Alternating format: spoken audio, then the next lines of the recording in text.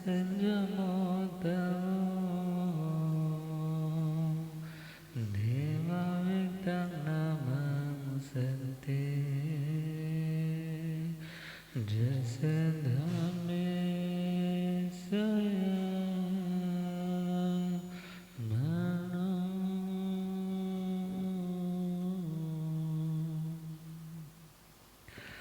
जे हाथ जोड़ गोरानो मेरे वंदना जे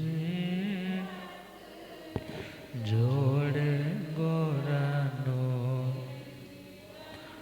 एक बार वंदना हजार बार वंदना एक बार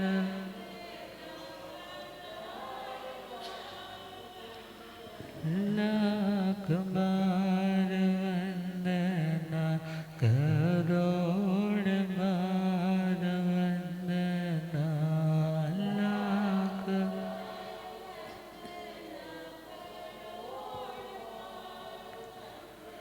जे हाथ जोड़ गोरानो मेरे वंदना जे जोड़ गोरानो डगमग डोले नैया मेरे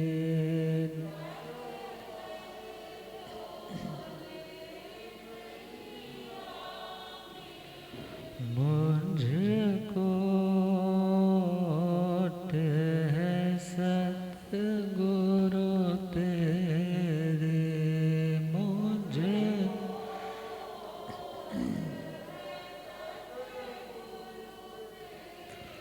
जे आसा भवसागर पार लंघना जे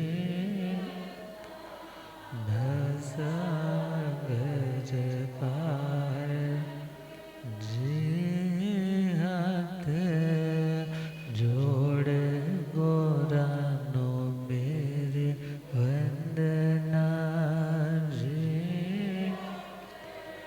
जोड़ गोरानो अनंत अनंत शांति के निकेतन शासनपति श्रमण भगवान महावीर स्वामी के पावन चरणारविंदों में हार्दिक भावना वंदन नमन। मेरे अंधेरे जीवन को रोशनी प्रदान करने वाले परमोपकारी आगम ज्ञान के भंडार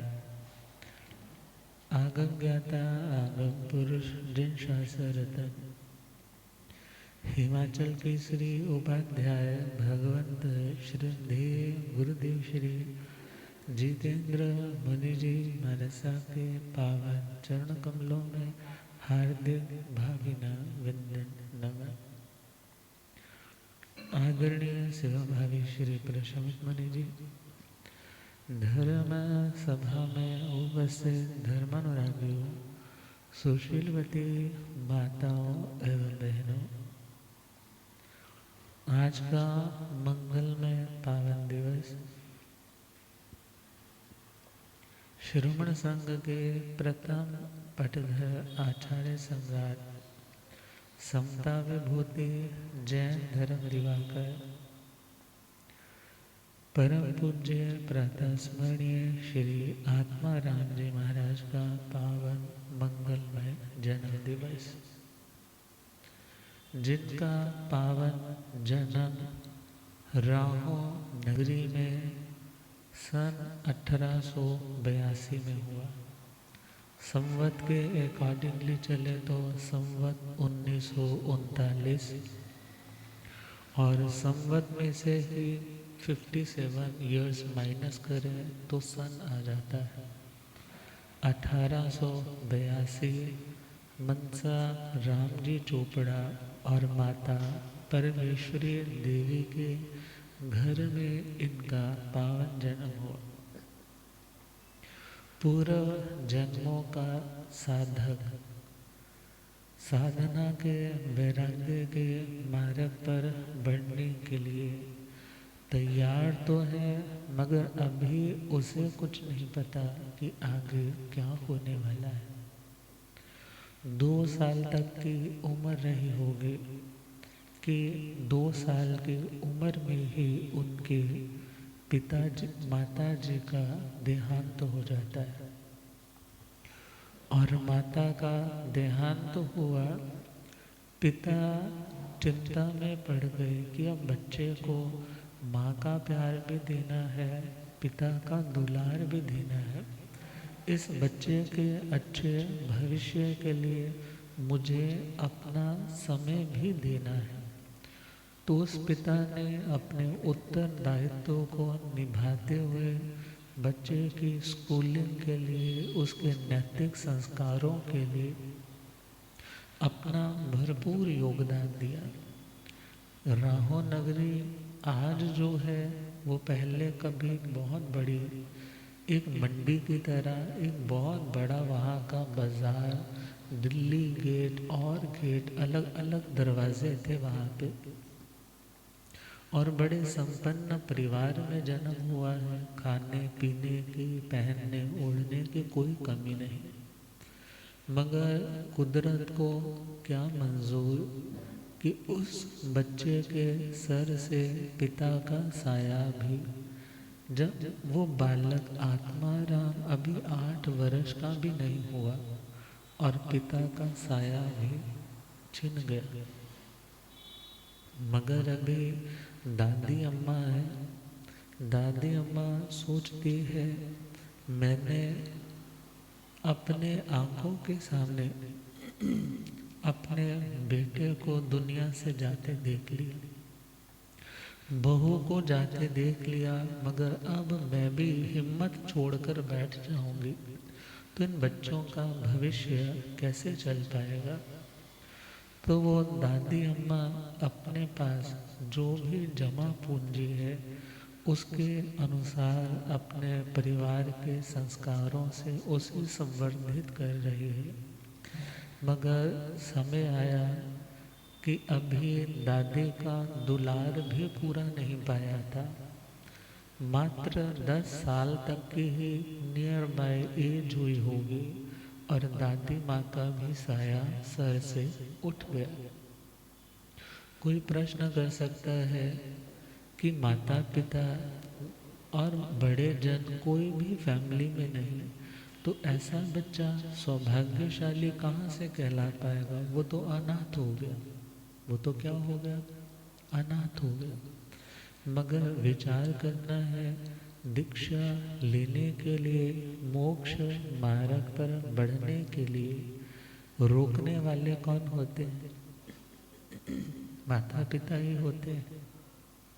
और अक्सर जब दुनिया में कोई ऐसी गहरी चोट लगती है तभी धर्म की ओर मुड़ने का, वैराग्य के भावों में आने का अवसर मिल पाता है।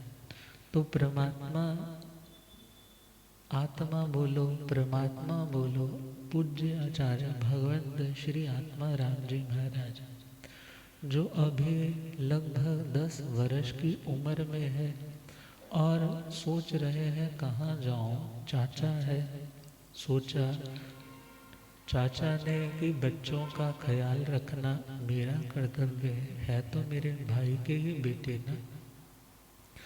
अब कुछ समय तक तो ख्याल रख रहे हैं, मगर वो अपनत्व, वो ममत्व, वो प्यार नहीं मिल पा रहा जो प्यार किससे मिलता था। अब माँ तो माँ ही होती है, बाप तो बाप ही होता है, सगी दादी तो अपनी ही दादी होती है, मगर वो प्यार उसे वहाँ से नहीं मिल रहा। और जिंदगी में इतने 3 गहरे सदमे देखे हैं कि मन अंदर से याद करके बहुत बार उदास हो जाता। ना खेलने में, ना कूदने में, ना दोस्तों से मित्रता करने में रुचि आती है, दिमाग उत्तम है, प्रज्ञा उत्तम है, इंटेलिजेंट है, मगर अंदर से प्रसन्नता नहीं आ पाती। हम जैसे ही यह सिचुएशन देखी तो पिता के नानी हाउस, पिता का नानी हाउस नानके वजवाड़ा होशियारपुर के पास है। वहाँ उनको सूचना मिली कि बच्चा उदास रहता है, तो उन्होंने कहा चलो मन बदल जाएगा या यहीं रह कर के कुछ सीख लेगा, कारोबार में सेट हो जाएगा, आप यहाँ छोड़ जाओ। तो बच्चे को वहाँ ले आए। वहाँ पर भी हर फैसिलिटी का ध्यान रख रहे हैं, मगर बच्चे का मन टिक नहीं रहा। बड़े बड़ों का मन नहीं टिकता। जब जिंदगी में ऐसी ट्रेजेडीज हो जाती हैं तो वो तो फिर बच्चा मासूम है, कोमल हृदय वाला है। उसने तो ऐसा कभी इमेजिन भी नहीं किया होगा कि मेरे सामने मेरे सब लोग चले जाएंगे।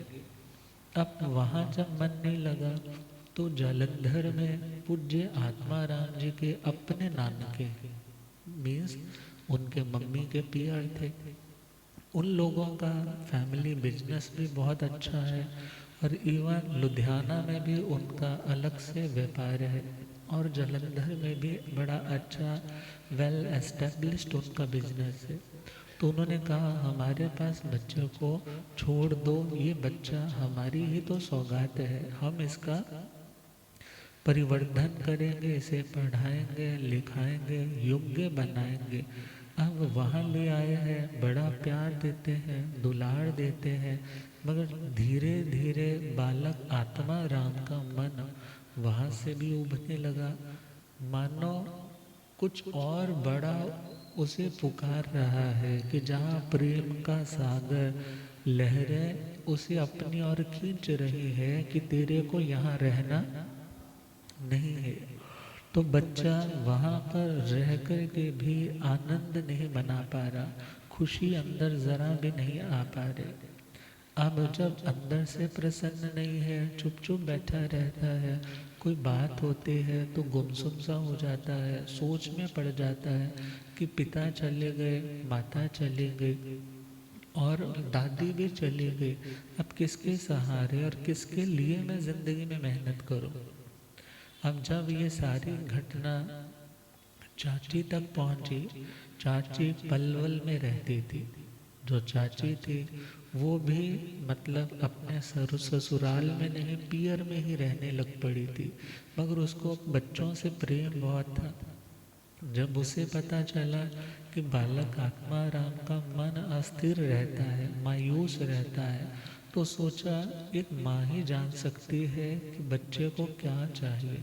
मैं भी तो उसकी छोटी माँ हूँ, मैं उसको स्नेह दूंगी, प्रेम दूंगी और उसको संस्कार दूंगी। और मैसेज भिजवाया जैसे कैसे आप बच्चे को कहाँ छोड़ जाओ, मेरे पास यहाँ पलवल छोड़ जाओ। यहाँ ना खाने की कमी, ना पीने की, ना पहनने की और ना प्रेम और स्नेह की। शायद कुछ एटमॉस्फेयर चेंज होगा तो बच्चा दोबारा से प्रसन्न हो जाए।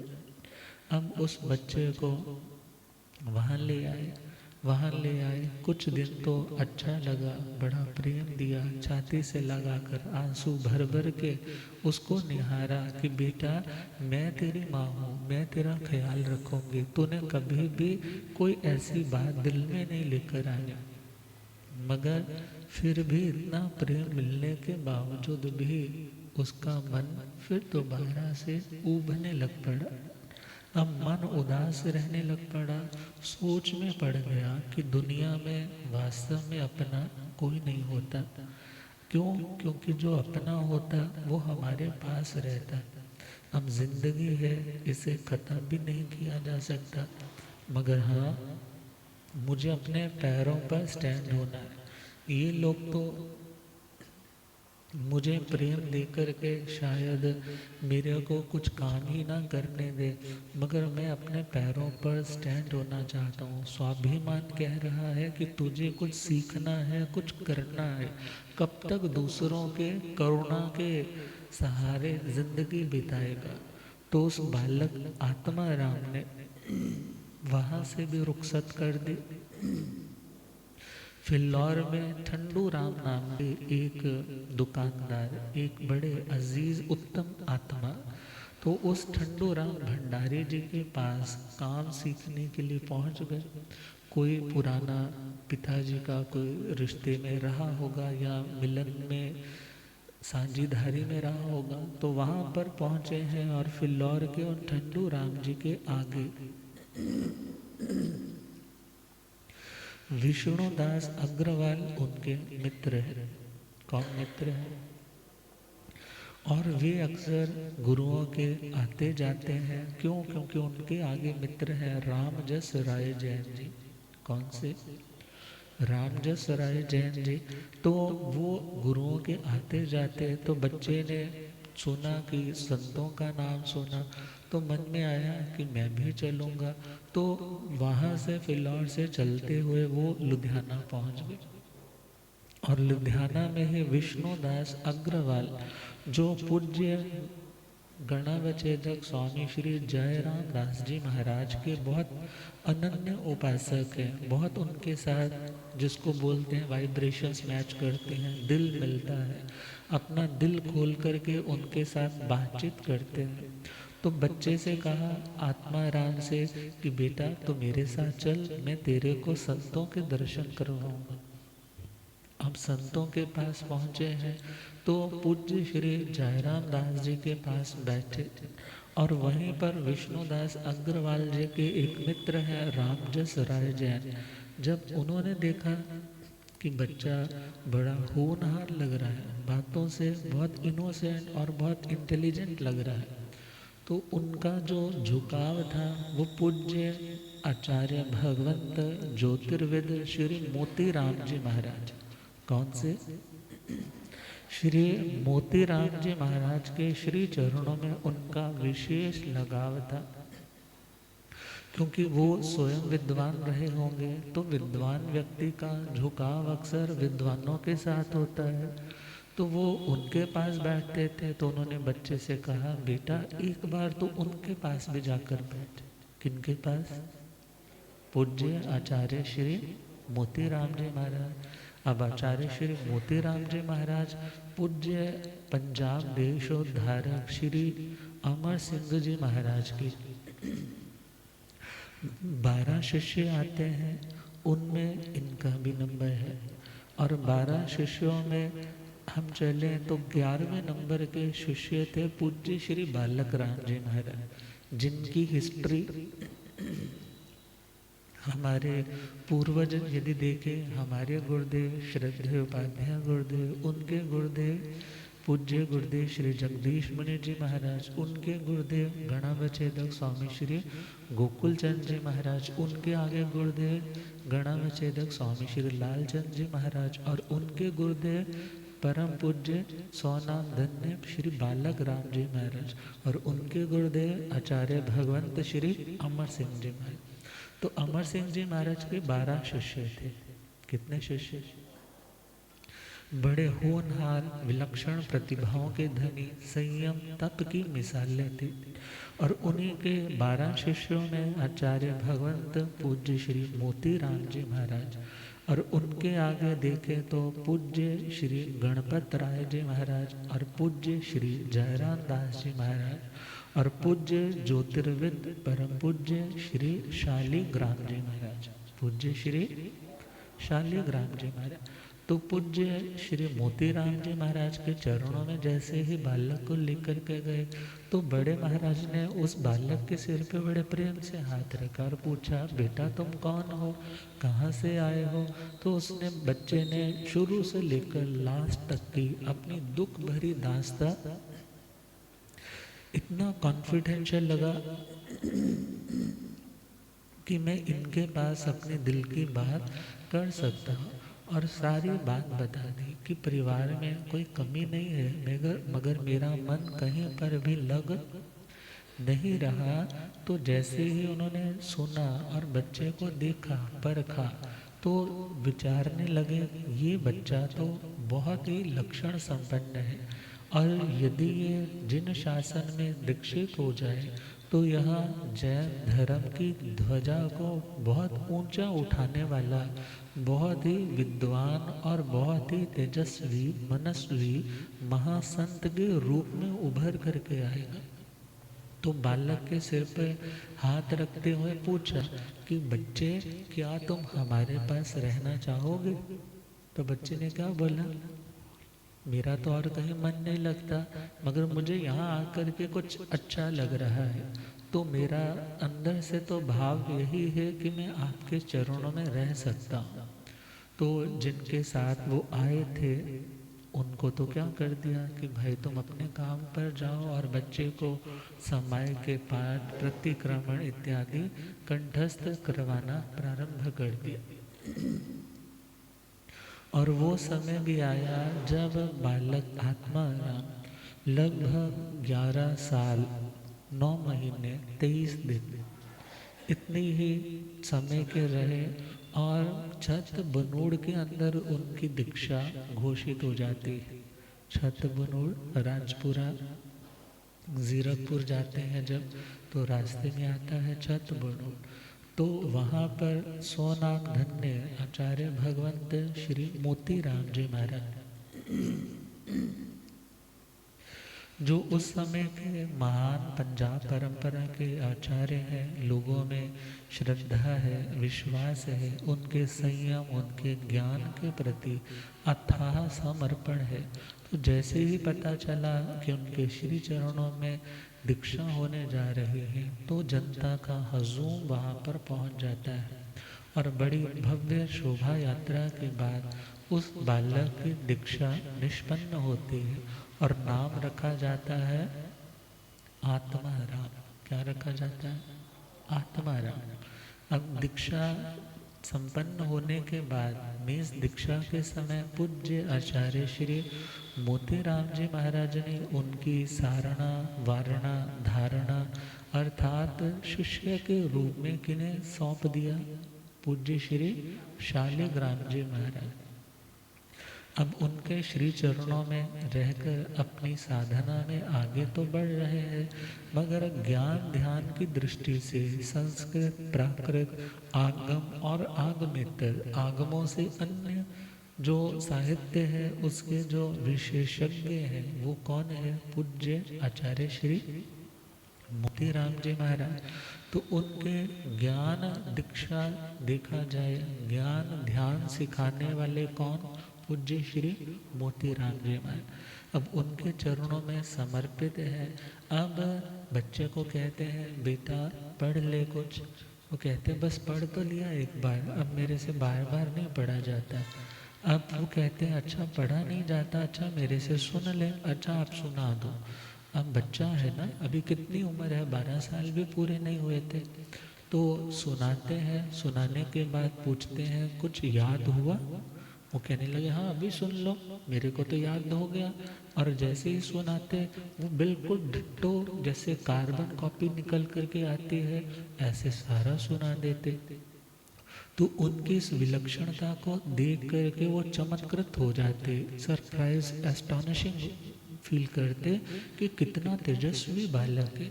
तो उन्हें तो अपना भविष्य, अपने संघ का उज्जवल भविष्य उस बालक में दिखने लगा।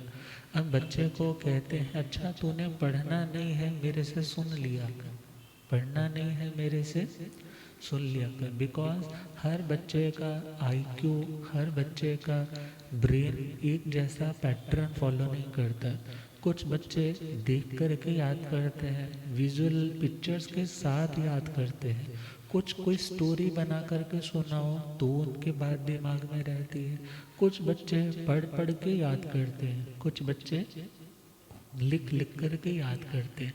तो हर बच्चे का स्टैंडर्ड एक जैसा नहीं होता।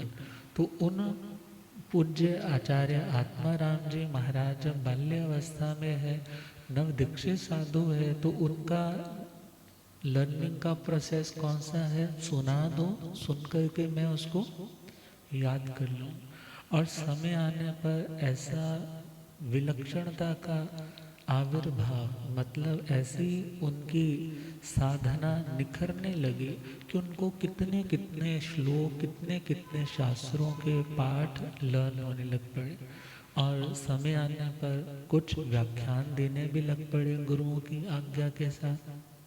और लोगों में उनकी प्रांजल, उत्तम, बड़ी प्योर लैंग्वेज और बड़े ही एक एक वर्ड का अच्छे से मीनिंग समझाने की शैली को देख करके उनकी साधना के प्रति लोगों को अपना भावी भविष्य का आचार्य वो स्वरूप दिखाई देने लग पड़े, और बड़े भावना से उनके चरणों में वंदन नमन करते। और वो समय भी आया जब आचार्य भगवंत का चौमासा रोपड़ नगरी में था।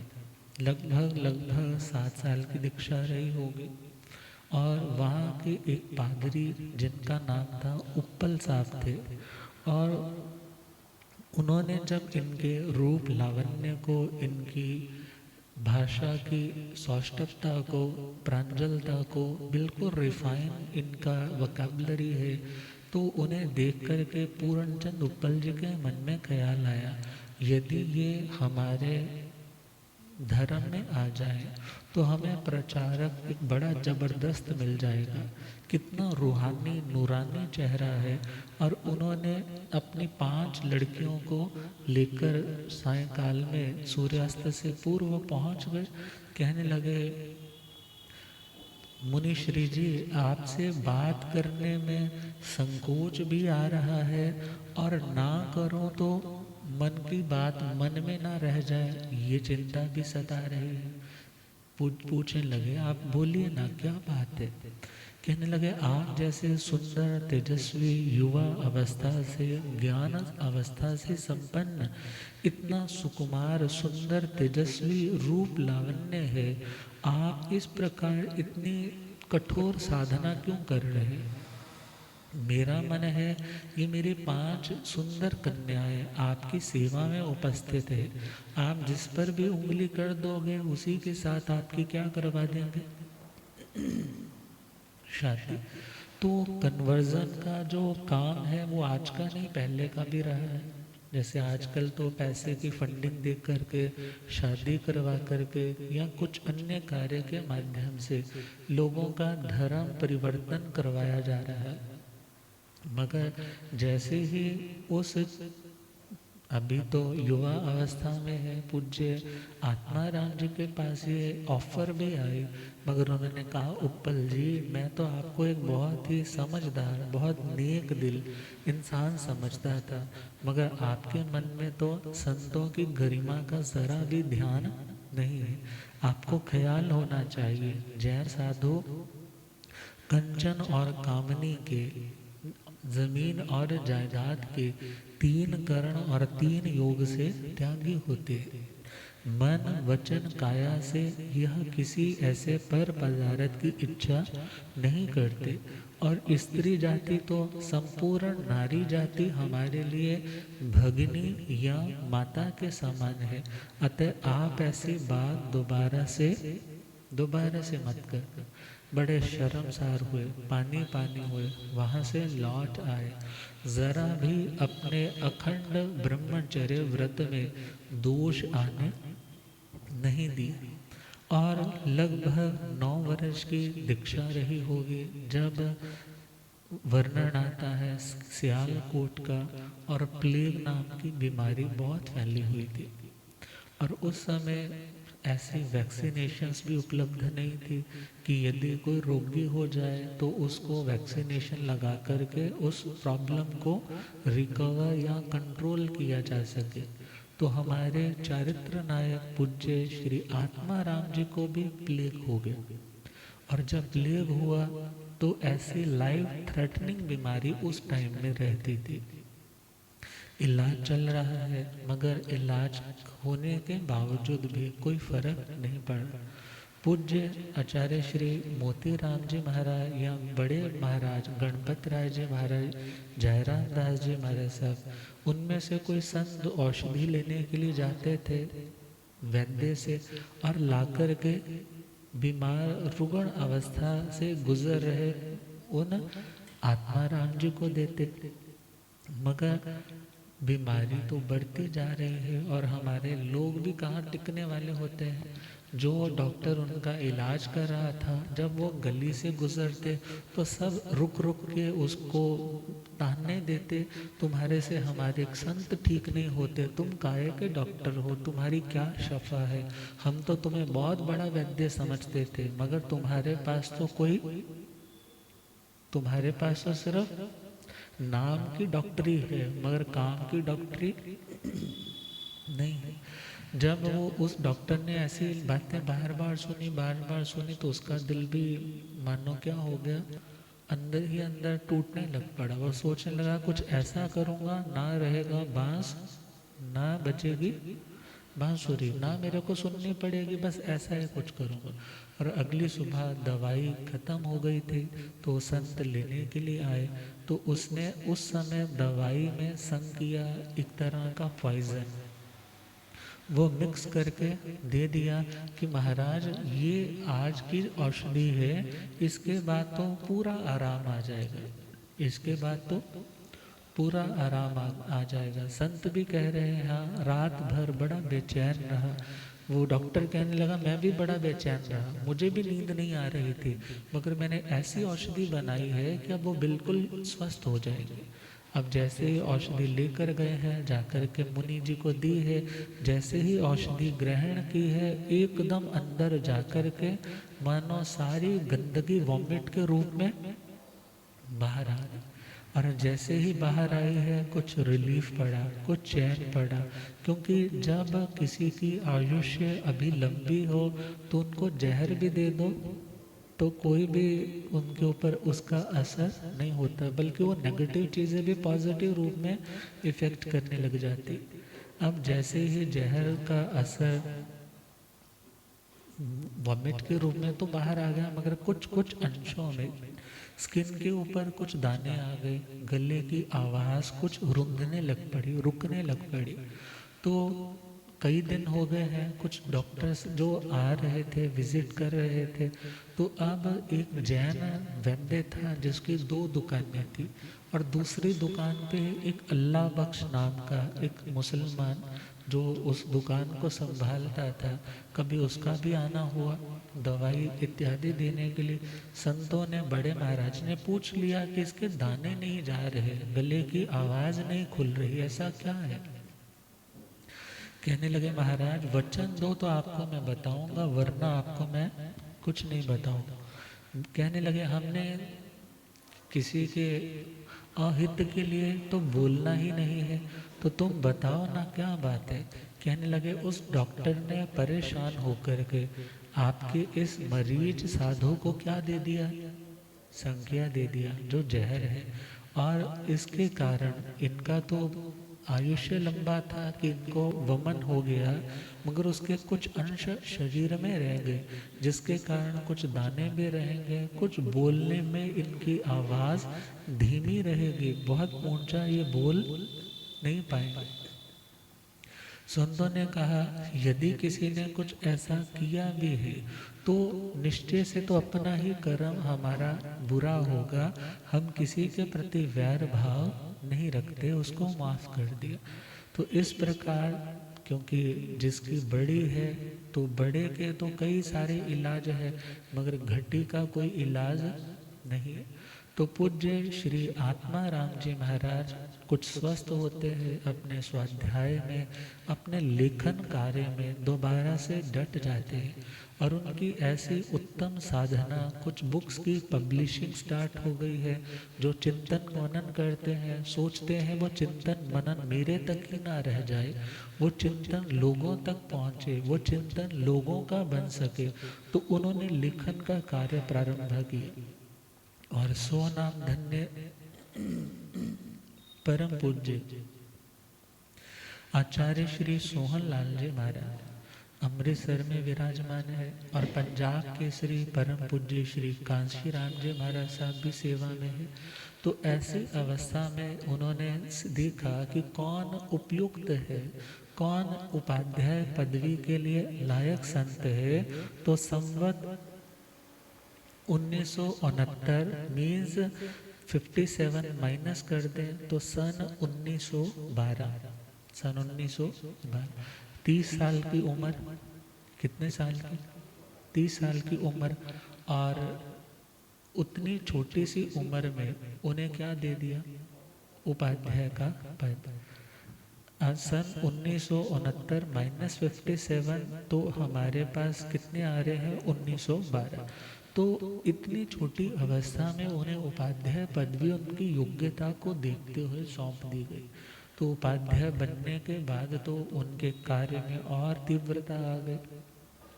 शास्त्रों पे लेखन है, दक्षिण कालिक जी सूत्र के ऊपर टीका है, उत्तराध्ययन जी सूत्र के ऊपर है, ठाणक जी सूत्र के ऊपर है। भले ये कार्य कंप्लीशन को तब होते हैं जब वो आचार्य पदवी पर भी है, और आचार्य पदवी से पूर्व उन्होंने ये काम सारा जब लुधियाना में स्थविर वास रहे, एक बड़ी स्पीड के साथ, दत्त चित्तता के साथ उस कार्य को संपन्न किया था।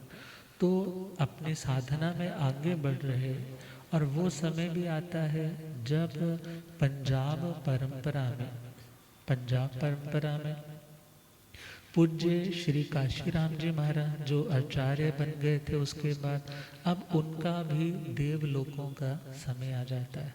अब ऐसे समय में नेक्स्ट जनरेशन को संभालने वाले आचार संपन्न, ज्ञान संपन्न कौन ऐसे संत रतन होंगे, तो सबकी दृष्टि किस ओर गई, पूज्य शास्त्र विशारद परम पूज्य गणेश्वरी उदय चंद जी महाराज साहब, और लुधियाना में विराजमान बड़े बड़े संत और अन्य क्षेत्रों में विराजमान बड़े बड़े संतों ने फैसला लिया कि पंजाब परंपरा के आचार्य के रूप में हम किनको नियुक्त करेंगे, उपाध्याय श्री आत्मा राम जी महाराज को। तो उपाध्याय श्री आत्मा राम जी महाराज को पंजाब परंपरा के आचार्य पदवी पर बिठाया गया। और वो समय भी आया जो संघ एकता के लिए बातें पूज्य आचार्य श्री सोहन लाल जी के टाइम से उन्हीं की इनिशिएटिव से चल रही थी। क्योंकि जब अन्य संप्रदाय के, अन्य क्षेत्रों के साधु साध्वी इधर आते, तो इधर के श्रावक श्राविका भी कोई ज़्यादा रिस्पांस नहीं दे पाते, और जब हमारे संत उन क्षेत्रों में जाते तो उन लोगों के लिए भी क्या होता, उन संतों के प्रति एक बड़ा ही इनडिफरेंट सा बिहेवियर, उनके प्रति अपनत्व नहीं, आदर नहीं, और इवन दूसरी संप्रदाय के संतों को वंदन करने में भी मिथ्यात्व माना जाता है। तो उन्होंने देखा कि जो साधना से संपन्न है, आचार और ज्ञान से संपन्न है, ऐसे साधु मुनीश्वरों का, साध्वी भगवतियों का एक दूसरे क्षेत्रों में आवागमन जरूर होना चाहिए। ये भगवान का जिन शासन है, और इस जिन शासन में तेर मेर नहीं होनी चाहिए। तो एक आचार्य और उस आचार्य की अधीनता में सभी संत समर्पित होकर के एक दूसरे के क्षेत्रों में बड़े आराम से आए जाएं, और हमारे श्रावक उन्हें सम्मान दें और उनके श्रावक इन्हें सम्मान दें, जिससे धर्म का और वैभव बढ़ेगा।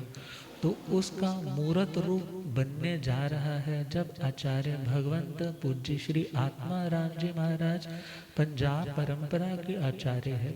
तो अखिल भारतीय श्वेतांबर श्रावक संघ का निर्माण होता है।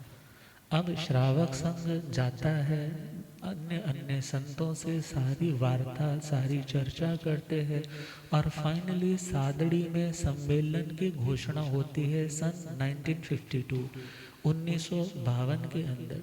और उस समय 32 समुदाय के जो अपने अपने परंपरा के आचार्य थे, सभी आचार्यों ने अपने पदवियों का, अपने पदों का क्या कर दिया, त्याग कर दिया। त्याग क्यों किया? क्योंकि वो चाहते हैं कि एक आचार्य हो, एक समाचारी हो, और सभी साधु साध्वी भगवान के इस सुंदर वाटिका के फूल हैं, तो अपनी महक को हर क्षेत्र में जाकर के बिखेर सके। तो सन 1952 में जब मीटिंग हुई है, बड़े बड़े संत पंजाब से भी गए हैं, अन्य क्षेत्रों से भी आए हैं, गुरुदेव पधारे।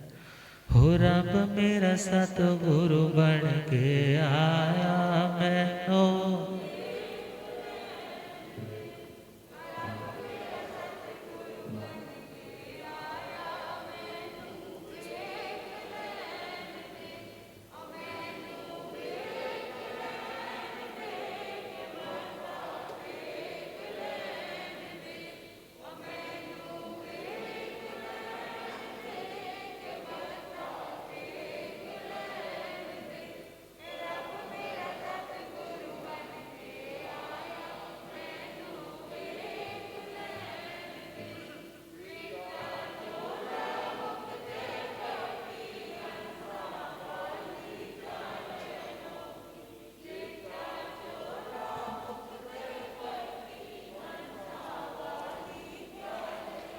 होए थे झुकदाए संसार मैनो, होए थे झुकदाए संसार मैनो, हो रब मेरा सतगुरु बन के आया मैनो। बोलिए आगम ज्ञाता आगम पुरुष जन शास्त्र धन हिमाचल के श्री उपाध्याय भगवंत श्रद्धे गुरुदेव श्री जितेंद्र मुनि जी महाराज की जय।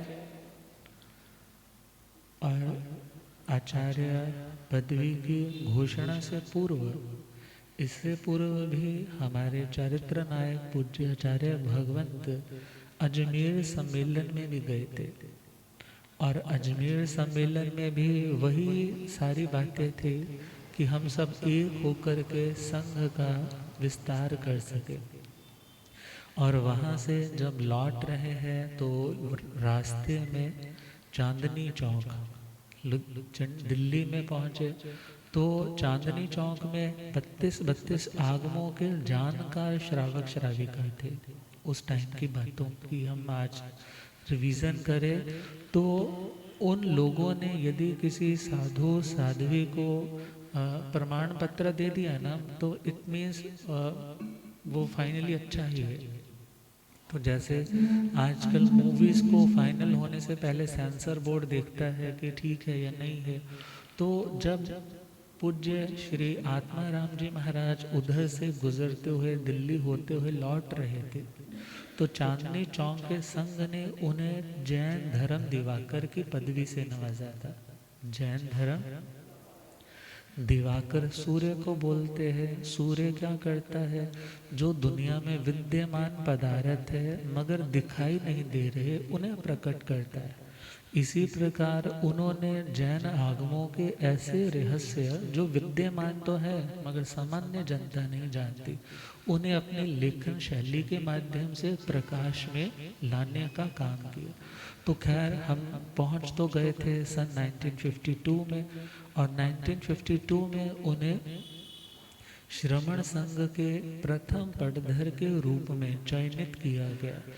आचार्य भगवंत वहाँ पर नहीं गए थे, सम्मेलन में नहीं गए, बिकॉज इनकी नेत्र ज्योति मंद पड़ चुकी थी और इन्होंने अपनी जिंदगी का काफ़ी लंबा हिस्सा कहाँ बिताया? लुधियाना में। क्यों बिताया? क्यों बिताया? आगमों पे कार्य करना प्रायोरिटी नहीं था, उनकी प्रायोरिटी थी मुझे अपने बुजुर्ग संतों की सेवा करनी। क्या करनी है? सेवा करनी। क्योंकि शास्त्र में भी आता है कि यदि स्वाध्याय और सेवा इन दोनों में से प्रायोरिटी पहले नंबर पे किसी को देना पड़े तो किसको देनी है? तो सेवा को। अब सेवा के लिहाजे से वो तो समर्थ थे। गुरुदेव फरमाते हैं राहों से ही लंबा 30 किलोमीटर से लंबा विहार एक ही बार में करके पहुंच गए थे। तो खैर समर्थ होने के बावजूद भी अपने बुजुर्ग संतों की सेवा के लिए, भले वो पूज्य श्री मोतीराम जी महाराज, पूज्य श्री गणपत राय जी महाराज साहब, पूज्य श्री जय राम जी महाराज साहब और पूज्य श्री शालिग्राम जी महाराज साहब और इनके श्री चरणों में रहने वाले संत जिनकी दीक्षाएं संपन्न होती रही है, तो उनका भी वर्णन हम सुनने जा रहे हैं। तो सन 1952 में सबने एक ही भावना से कहा, यदि इस समय कोई ज्ञान से संपन्न है, श्रद्धानिष्ठ है, चारित्र से उत्तम आत्मा है और जिसे पदवी का कोई मोह नहीं है, ऐसी निर्लेप आत्मा कहाँ बैठी है? लुधियाना के। हीरे को जाकर थोड़ा कहना पड़ता है मेरी इतनी कीमत है, इतनी कीमत मेरे को दी जाए। अर्थात वो ना तो किसी सम्मेलन में उस समय पहुंचे हैं, ना ही उन्होंने अपने आचार्य बनने का कोई भाव रखा है, बल्कि उन सब ने अपने त्याग पत्र तो जरूर दे दिए हैं कि संघ एक होना चाहिए, हमें किसी पदवी की चाहना नहीं। तो उस समय फर्स्ट आचार्य के रूप में श्रमण संघ का जब संगठन हुआ तो प्रथम पटधर के रूप में कौन आए? पूज्य जैन धर्म दिवाकर आचार्य सम्राट श्री आत्माराम जी। और उधर संतों में प्रमुख संत गए हुए हैं और जब लौटे हैं तो लगभग 1 साल के अंदर अंदर ही पहुंचे हैं। और बाग खजांचियाँ, आपके यहाँ पर बाग खजांचियाँ हैं जहाँ पर भीमसेन सच्चर उस टाइम एक तरह से बिग गन्स में से, आपके रेप्यूटेड लोगों में से वो भी आए हुए हैं। और संतों में भी बहुत बड़ा जन समुदाय है। और उस समय परम पूज्य स्वनाम धन्य श्री रघुवर दयाल जी महाराज, श्री रघुवर दयाल जी महाराज और पंजाब प्रवर्तक जो रहे थे पहले, परम पूज्य स्वामी श्री शुक्ल चंद जी महाराज। कौन? परम पूज्य श्री शुक्ल चंद जी महाराज, जिन्हें उस समय मंत्री पद के रूप में घोषित किया गया था, और स्वामी श्री रघुवर दयाल जी महाराज, इन 2 संतों ने चद्दर ओढ़ाई। कितने संतों ने? जो मैं बुक देख रहा था, आचार्य सम्राट पूज्य श्री ज्ञान मुनि जी महाराज की लिखी हुई, आउट ऑफ प्रिंट है अभी, मगर फिर भी कुछ प्रतियां मिल रही है। और इसमें उन्होंने बहुत ही सुंदर तरीके से, टाइम मिले तो इस पूरी बुक को जरूर पढ़ना। इसमें बहुत ऐसी ऐसी घटनाएं हैं जिनकी जानकारी अक्सर न होने के कारण कुछ का कुछ बना करके प्रेजेंट कर दिया जाता है। मगर आचार्य भगवान को कुछ कुछ जानना है। यदि पूरा जानना है तो उन्होंने जो आगमों पर टीकाएं लिखी है ना, उन टीकाओं को, उन व्याख्याओं को पढ़ो। वो दशमी कालिक जी सूत्र हो, उत्तराधयन जी सूत्र हो, श्री स्थानक जी सूत्र हो, और आगे चले श्री आवश्यक जी सूत्र हो, और आगे चले तो उन्हीं के सुशिष्य पंडित रतन श्री हेमचंद्र जी महाराज, जिन्होंने लिखा श्रीमद सूत्र कृतांग जी सूत्र के ऊपर, और तत्वार्थ जी सूत्र, और हमारे जैन आगमों के साथ समन्वय, कहाँ कहाँ पर कौन कौन सी बात आगमों के साथ एक तुलनात्मक, एक रिसर्च कार्य लगभग 18 दिनों में कंप्लीट कर दिया था पूज्य श्री आत्माराम जी महाराज। और उसके ऊपर कितने बड़े बड़े आचार्यों के उनको एप्रिसिएशन, और फॉरेन के भी बहुत से जर्मन इत्यादि के राइटर्स ने भी लिख करके भेजा, ये काम जो हम नहीं कर पाए वो आपने किया। और तत्वार्थ सूत्र के ऊपर गुरुदेव कृपा कर रहे हैं ना, तो पंडित किनकी आप पढ़ रहे हैं व्याख्या? नहीं, उमा स्वाति जी तो मेन राइटर है, मगर व्याख्या लिखने वाले पंडित सुखलाल जी, जिनको आंखों से दिखता नहीं था, मगर वो प्रज्ञा के धनी थे, विद्वान थे, जैन आगमों के वेत्ता थे। उन्होंने भी अपनी सहमति लिख करके भेजी कि ऐसा ग्रंथ मेरा लिखने का भाव था, मगर आपने तो कुछ ही दिनों में क्या कर दिया, इसको संपूर्ण कर दिया। तो ऐसे दशाश्रुत स्कंद है। और हम देखें तो नंदी जी सूत्र के ऊपर इतना सुंदर विश्लेषण है, विवेचन है। तो ये कोई एक अनस्टेबल व्यक्ति जिसका दुनिया में बातें करने का बहुत शौक हो, वो तो काम नहीं कर सकता। जो आत्मार्थी हो, जो आत्मा में रमण करने वाला सच्चा संत हो, वही ऐसे उत्तम उत्तम कार्य कर सकता है। और आचार्य भगवंत तो दिन में यदि कुछ लिखा है बड़े अक्षरों में, तो रात को पूर्णिमा की चांदनी में उसको रिवाइज करते, उसको पढ़ते, उसके ऊपर चिंतन करते। और आंखों पर ज्यादा जोर पड़ने के कारण ही क्या हुआ था, आंखों की रोशनी मंद हो गई थी। मगर अभी आचार्य की पदवी घोषित हुई है तो वह चद्दर समारोह भी संपन्न हुआ और वहाँ पर मथुरा दास जी और गुणमाला जी भगवती श्री सुंदरी देवी जी के चरणों में इन दो महानुभाव आत्माओं की दीक्षा भी उसी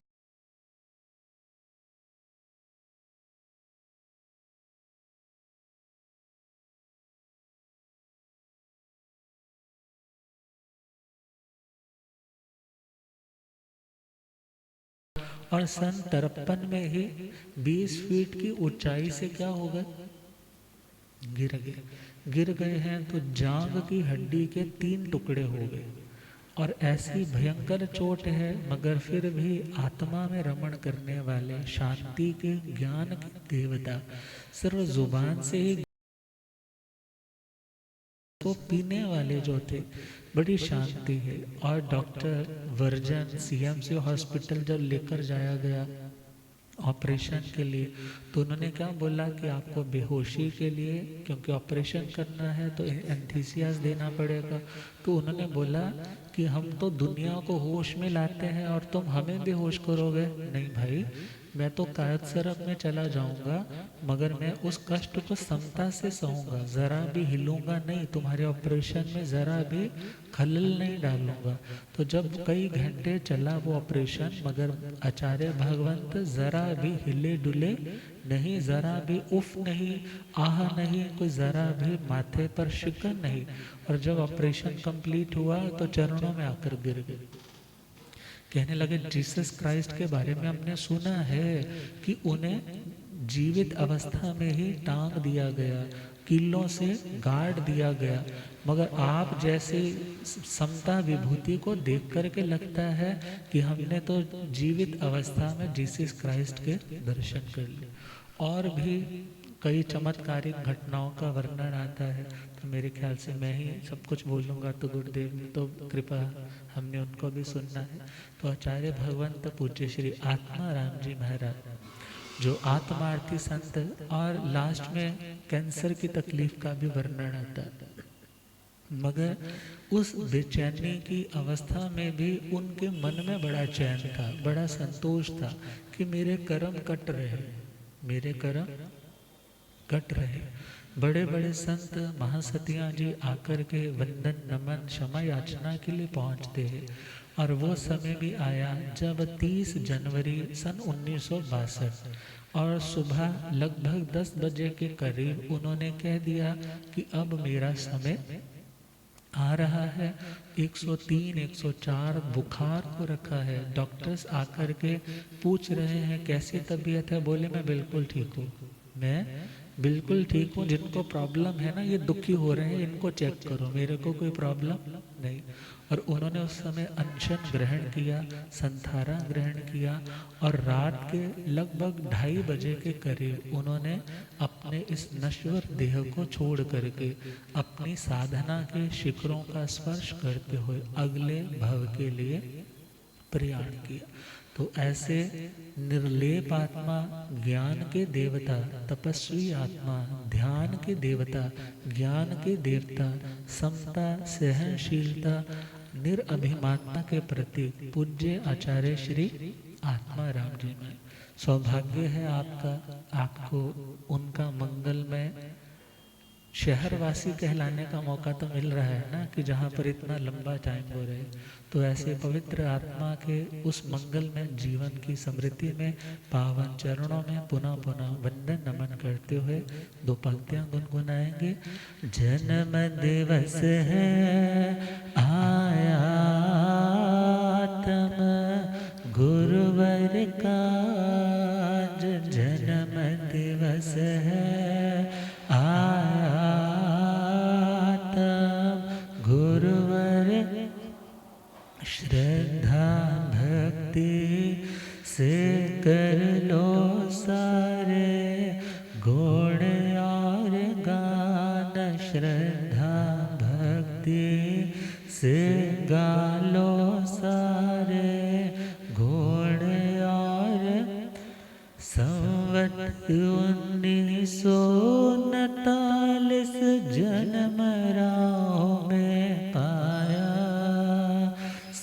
संवत 1939 जन्मराव में माता परमेश्वरी मनसा राम के घर को चांद लगाया। माता परमेश्वरी मनसा राम के घर को चांद लगाया। सबने प्यार से पुकारा प्यारे आत्माराम जन्म दिवस है आया। गुरुवर का आज जन्म दिवस है आया। ज्ञान व समता की मूर्ति थे भगवन वो प्यारे। ज्ञान व समता की मूर्ति थे भगवन वो। जन्म तिथि पर भगवन की अज झूमन भक्तन सारे। चंदन सारिया मावा जमण एहो जय लाल। चंदन सारिया मावा जमण एहो जय लाल। जन्म दिवस है आया। तम गुरुवर का जन्म दिवस है आया।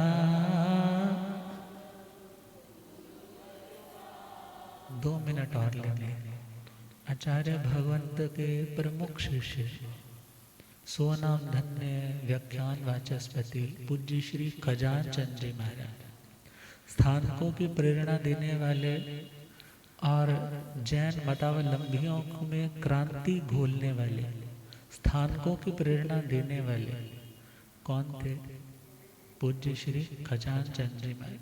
और पूज्य श्री खजान चंद जी महाराज साहब के सुशिष्य रतन कौन थे? उपाध्याय श्रवण श्री फूलचंद जी। सेकंड शिष्य थे पूज्य श्री ज्ञान मुनि जी महाराज साहब, जिनकी समाधि बरनाला में। छोटी अवस्था में ही आयुष्य कम था मगर बहुत होनहार थे। गुरुदेव फरमाते हैं एक सिटिंग में बैठते थे तो 300 श्लोक याद करके उठते थे। कितने श्लोक? 300 श्लोक एक बार में कंठस्थ करते थे। और तीसरे शिष्य प्राकृत विद्यावारिधि पंडित रतन श्री हेमचंद्र जी महाराज, जिनके सुशिष्य रतन पूज्य भंडारी श्री पदम चंद जी महाराज। मंडियों में कहीं भी चले जाओ, जहाँ जहाँ स्थानक बने हैं किनकी प्रेरणा से बने हैं?